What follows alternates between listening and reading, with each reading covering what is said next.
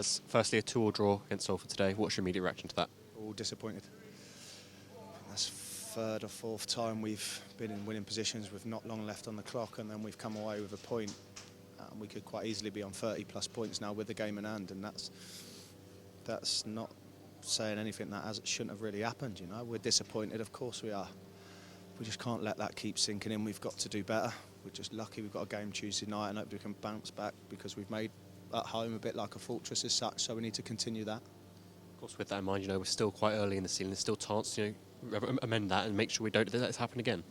Yeah, I think it is early on in the season. Nothing's won in October, but I tell you what, you give yourself a hell of a chance. Keep going forward. You keep dropping points because you don't want to come March, April time and if we didn't draw there, we drop points there. You don't want that to creep in, So we just got to keep going, keep fighting. I know it's frustrating. It's frustrating for the players, frustrating for the fans, people that travel here, people that watch it. And I have utmost respect for every single one of them that come and watch and support us. They're fantastic home and away. They really are, especially the away supporters. Come a long way.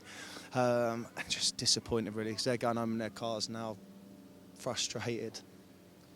How important is that, though, to sort of keep that mentality of sticking together, fighting through, and ultimately get those 3 points next time round? Yeah, we've got to do that. Mentality is a big thing, and away team mentality is the one. We've got to see games out better away from home. We've really got to start doing that, and we've got to do that pretty quick. We do it at home almost, but we need to transfer that away. We've got to win games away on the road.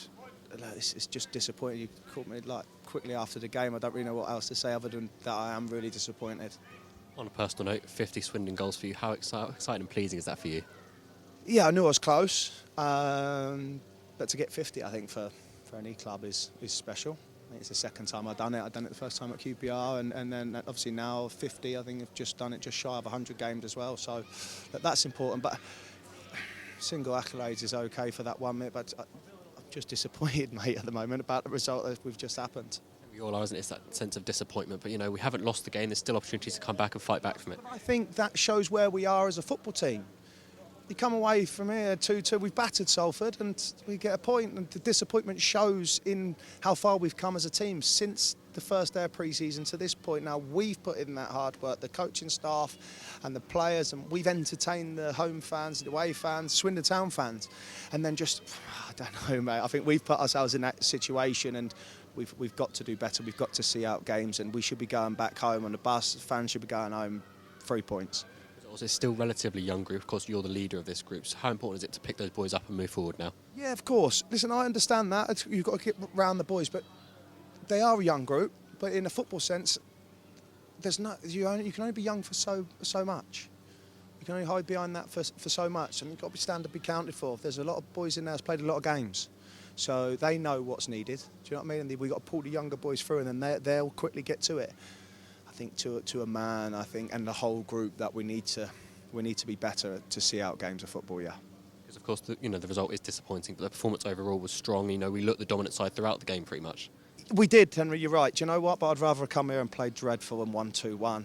Like that. That is it. With so many times now where we've played really well and come away with a point. That's just not what you want. You want to win games. It doesn't matter if you win games ugly, especially away from home. You want the 3 points and go home. We've played brilliant today.